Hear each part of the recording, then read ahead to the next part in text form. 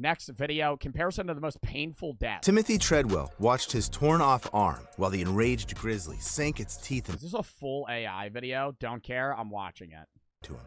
Screams of his grizzly sank its teeth in. Timothy Treadwell watched his torn-off arm while the enraged grizzly sank its teeth into him. Screams of his girlfriend, Amy Huguenard, echoed in his head. Both became victims of a merciless predator, devouring them alive. Slow death is the scariest thing imaginable, but on the pain scale, crafted from scientific studies, being eaten alive only rates 100 points. Meanwhile, the most horrible. How do you rate the points of, dude, being eaten alive has to be one of the most terrifying things. Like, if like a hyena rips open your stomach and starts eating your intestines while you're still conscious, dude, I feel like that'd be more surreal than, I mean, it'd definitely be painful because you're dying. Dude, that'd be like a trippy way to die. Getting eaten alive. Horrifying death is estimated at 140 is the most painful. What do you think the most painful way to die is? Probably like falling into like a vat of acid. I feel like something that would be in like Rick and Morty, dude. Drowning is probably really painful, but you pass out fairly early on. Fire, definitely. I'm pretty sure that freezing to death is not that bad, because doesn't it feel warm and then you just kind of get you get really sleepy? On October 11th, 2012, workers at a seafood processing plant in Santa Fe Springs sounded the alarm. Their colleague, 62-year-old... Did he fall into the pat? Did they put him in cans? Stop. Jose Molina had vanished suddenly. After nearly 90 minutes of searching, the boiler operator suggested opening the last loaded oven. Inside, they cooked and sterilized tuna at high temperatures. Workers had to wait half an hour for the oven to cool down. All this time, their only thought was, I hope Jose isn't in there. Unfortunately, he was indeed there. How did he get in there? When the workers opened the door, So he got cooked alive. they were horrified to find him inside. As it turned out, Molina was loading pallets of canned tuna into the oven when he noticed a malfunction. Without warning anyone, he stepped into the oven to adjust the chain inside. Meanwhile, another worker, not seeing Jose in place, assumed he No, because it's a fat-ass door, and it's probably thick-ass metal. You wouldn't hear him. You just close that shit, turn it the fuck on. had already left. So, he closed and turned on the oven. It was loaded with nearly 5,500 kilograms of canned tuna, which began to cook at a temperature of 132 degrees Celsius. Jose likely suffered severe skin burns, and then the high temperature began to affect his muscles and organs. Eventually, the poor man was boiled alive. Looking at the pain scale, where, for example, 2 points That has to be worse than getting eaten alive. Getting eaten alive would be a quicker death. are attributed to a gunshot to the head, and 91 A 2? Yeah, well, I mean, you wouldn't even really feel... Do you feel pain? Well, you can't interview anybody about it, obviously. But if you got shot in the head, would it hurt before you died? You wouldn't have time to process the pain, so no. to a shark bite, while dying from being literally boiled alive hits a staggering 105 points. Shark bites 91? And unfortunately, such incidents in production It's like a kidney stone. happen quite often. In 2009, Vincent Smith II worked at an illegal chocolate factory, Cocoa Service in Camden, New Jersey. The 29-year-old worker Vincent Smith II worked at an illegal chocolate factory. What the fuck is an illegal chocolate factory in Camden? Chat, I gotta show y'all a picture of Camden, bro. Where were they running a fucking chocolate factory in Camden, New Jersey, bro? I mean, some parts of Camden are okay, but like, bro, this is like, I had to live in Camden for a week when I was in fucking high school as like a means of like, it was like we had this whole thing, Unitas, Caritas, Veritas. It was supposed to like show you like love and how like some people have to live. It's fucking horrible, dude. Like, this is a street on Camden. Like, most of the houses are abandoned. Cocoa Service in Camden, New Jersey. The 29-year-old worker was dumping giant chunks of chocolate over the edge of a vat, nearly 2.5 meters deep. There, chocolate was melted and mixed. Suddenly, Vincent was struck by a mixer paddle and fell right into the hot molten mass, reaching a temperature of 120 degrees Celsius. Oh. His colleagues immediately rushed to shut down the machine. However, Vincent stayed in the chocolate for a full 10 minutes before rescuers could pull him out. Even though his body was mangled by the giant mixer, Vincent died from burns. The tragedy occurred because the platform he fell from was slippery from splattered chocolate and was directly above the vat without any barriers to protect workers from falling into the boiling mixture. Nevertheless, you don't have to be at a dangerous facility to experience excruciating pain, which on the scale goes even beyond 105 points. On November 23, 2018, a 911 dispatcher heard the shaky voice of a 76-year-old woman. It was Loretta Picard from Polk County, Florida. I think my house is on fire, and I'm here alone, and I'm on a walker. Firefighters were immediately dispatched to her house. Oh my God, does she burn alive? The dispatcher told the woman to leave the building and go outside, to which she replied, Couldn't, honey, yes, I wanted to. That nervous laugh at the end just breaks your heart. Loretta had recently undergone surgery and couldn't move quickly without assistance. Plus, she couldn't see anything through the smoke. Meanwhile, the fire truck slowly made its way down the rough country road where the woman lived. Loretta was freaking out, worried that nobody would save her, constantly asking if help was really on the way and if they were sure they were coming for her. Then, on the recording, you could hear Loretta start coughing and wheezing, and the sound of the crackling fire in the background getting louder. But I can't show you what the recording captured next, because then the flames engulfed the woman, who never got the help she desperately needed. She screamed wildly as she burned alive. The link to the full recording I'll leave in the description below. Oh my God. Loretta was dying while firefighters were just minutes away from her yard.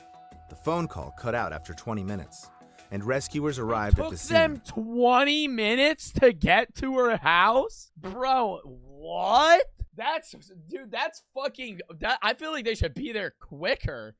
20 minutes? Bro, you can be there in like 10. That's a horrible way to go. Burned alive? I mean, there's a lot of people that get burnt in fucking homes, but that's just like, if she was like a 20-year-old person, she would be able to just get out of the house. Claimed that several firefighters attempted to enter the house, but no evidence supports his words, and the dispatcher was blamed for giving ineffective instructions.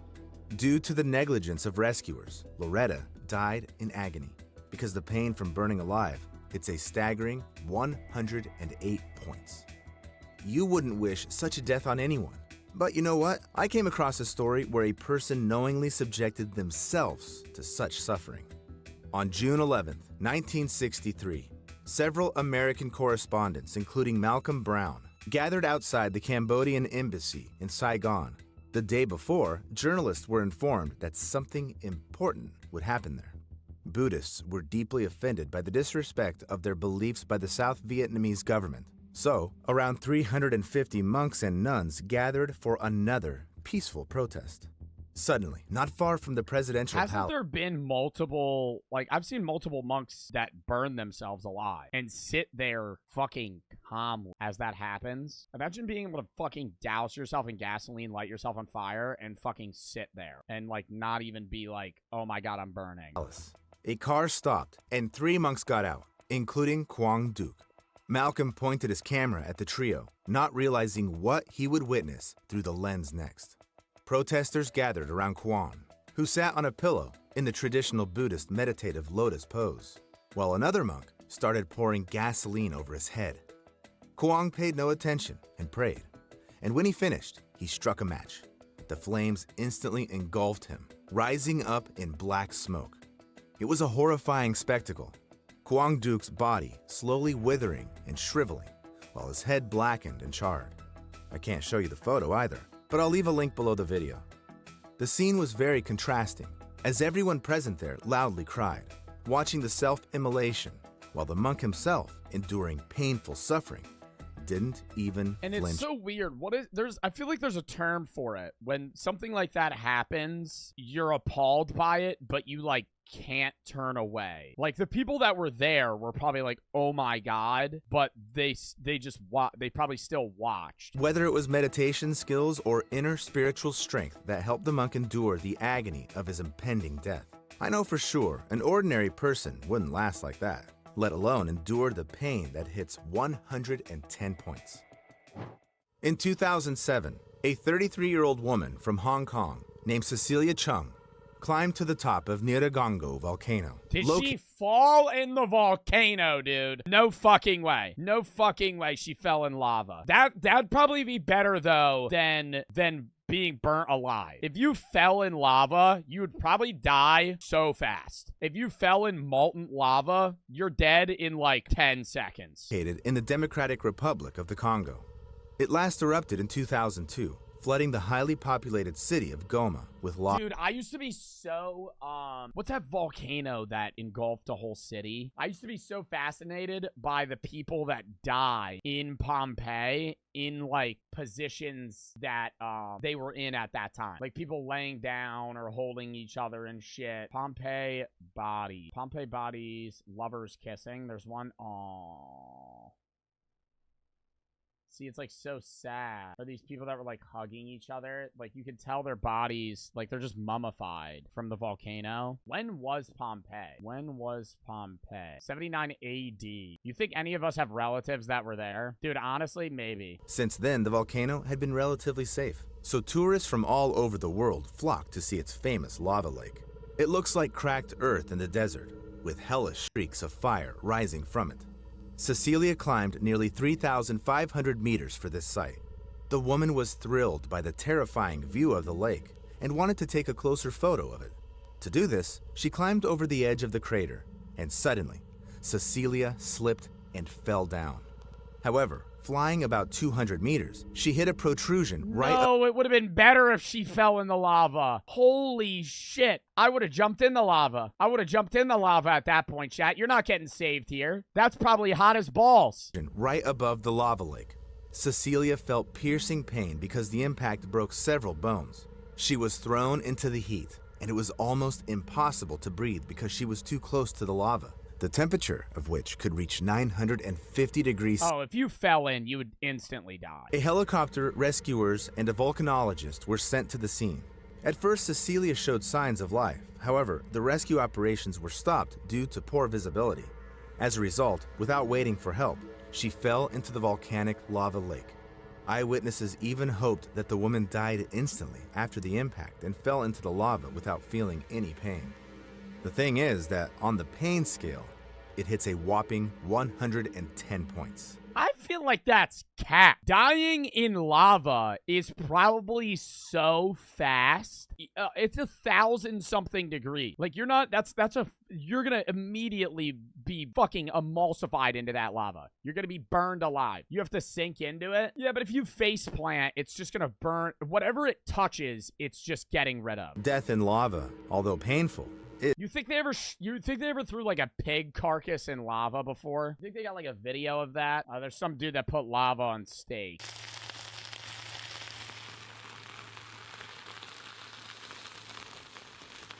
That's not lava though. This is like burnt fucking metal. It is instantaneous.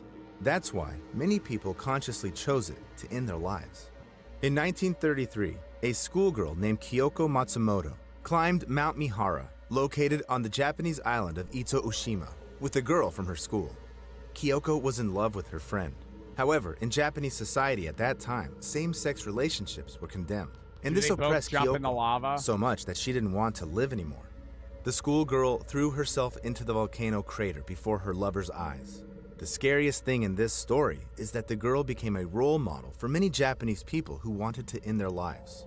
By 1935, almost 1,300 people had lost their lives by jumping into Mihara, until the Japanese government built barriers around the area.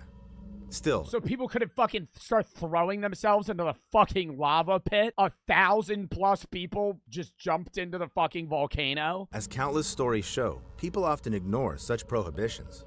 In 2016, Colin Scott and his sister, Sable, went on a tour to Yellowstone National Park, known for its geothermal spots. Oh, dude, the geysers get really hot. Like if they jumped into like a geyser pool, that would be a very painful death. That would be like boiling. That would be like boiling alive. They really look being boiled. Fascinating, but getting close to them is dangerous. The water here may not be as hot as lava in a volcano. Oh, but it's fucking hot. Oh, it's fucking hot. I saw a geyser. When I was there, they had signs everywhere. When I was in Iceland, they had signs. They were like, "Don't touch water. Don't get near water," and they would show the degrees in Celsius. The 96 it's fucking it's 204 fucking degrees. That kills degrees you. reached by the local water bodies are enough to cause burns and even kill a person.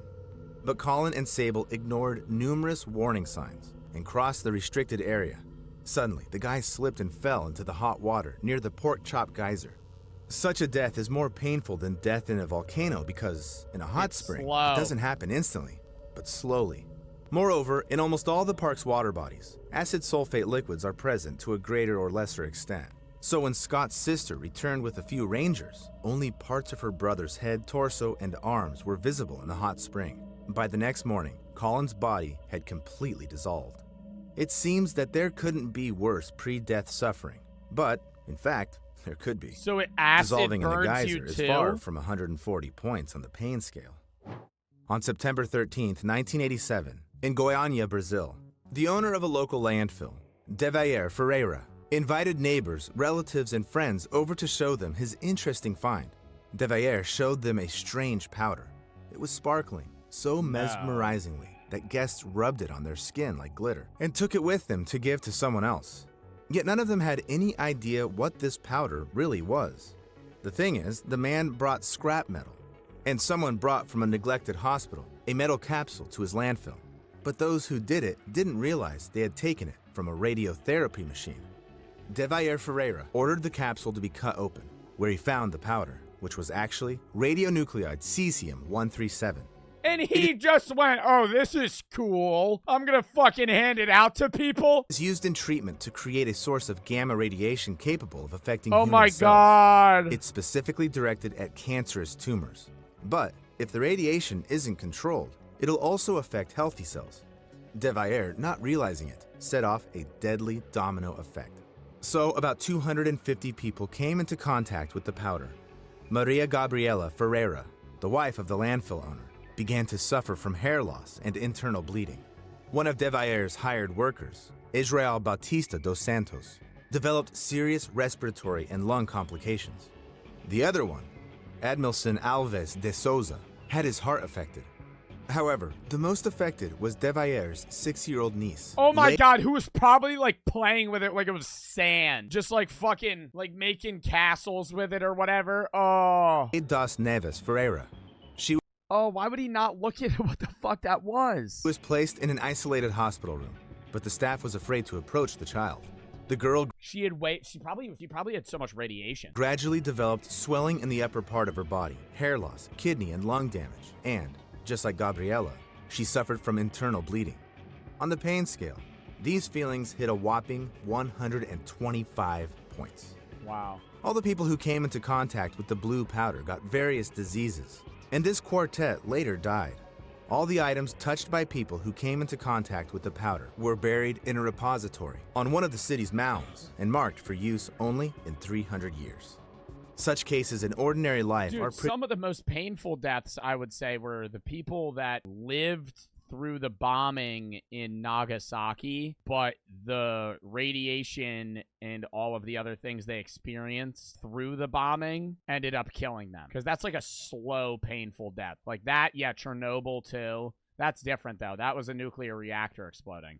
I'm talking about the nuclear bomb. pretty rare. But people who work directly with radioactive elements risk painfully dying literally every day. On August 21st, 1945, less than 2 weeks after the bombings of Hiroshima and Nagasaki, Who was that woman that experimented with, like, radioactive stuff, and she ended up dying from that, and you can go see her room today, and, like, you can see where her fingerprints are because of the radioactiveness? Marie Curie, yeah. Yeah, she would work with, like, she was, like, one of the early, like, scientists in the, like, the late 1800s that worked with, like, I guess, radioactive shit, I guess. Like, she was a chemist, physicist, and then ended up dying. Yeah, her discovery with radium and polonium, and her huge contribution to finding treatments for cancer. But then she ended up dying from it. Harry Daghlian was working with a plutonium core at the Los Alamos test site in New Mexico. He used tungsten carbide bricks to create a barrier around it because the bricks reflected neutrons coming out of the radioactive plutonium back. But when he started laying bricks around the core, he suddenly dropped one of them right on him. At that moment, the brick caused an uncontrolled nuclear fission chain reaction. It covered the scientist with a deadly dose of radiation of 5.1 sieverts. After receiving a radiation burn, a person experiences countless excruciating sensations at once. The skin blisters and ulcers, after which the vessels in it burst, and the person dies. In addition, due to the high dose of radiation, you feel how each of your organs slowly fails until you die. And that's exactly what happened on the 25th day of Harry Daghlian's suffering. The slow death from radiation and all the previous steps on the pain scale are united by the fact that these pains weren't inflicted intentionally on the victims. However, fortunately, you cannot accidentally expose yourself to suffering that is at the maximum mark of 140 Dude, that points. is fucking horrible. Even if you find yourself in the mouth of a volcano or in the heart of a nuclear What if they reactor. just kill him? I mean, you want to take care of the guy. So, the most painful sensation in the world is... You're not just going to immediately be like, all right, we're just going to fucking kill you because there's no way you're going to live through this. skinning. This refers to a specific... Yeah. Now, oh my God. Because that's slow. And they did that. They did that to people. Like you'd peel their skin off and then leave them, and then come back and take more of their skin, and then come back and take more of their skin. It would be like days, and they would just get infected. Yeah, the medieval times, they'd fucking peel all your skin off on your arms. Specific torture. Before it, the skin was softened using sunburns or hot water. Then, the torturer made incisions starting from the least sensitive parts of the body and ending with the delicate skin of the face. The process was designed to keep the victims alive as long as possible, maximizing pain. Eventually, death could occur from blood loss, shock, or infections. But such a method of punishment has existed for quite some time, since the times of the ancient Assyrians, and up to medieval Europe. Dude, imagine getting skinned alive. Holy fuck. Nowadays, they don't do it anymore. A lot of band-aids? Yeah, no shit. Fuck, man. Dude, I mean, that wouldn't even do anything. If you got, like, all the skin on your leg just peeled off, you would be in the hospital for weeks, months. You wouldn't be able to move. At least, it's definitely prohibited by law. Write in the comments what caused you the most pain, and subscribe to my channel if you have nerves of steel. Dude, that was a good video. It was an AI video, but it was a good-ass video.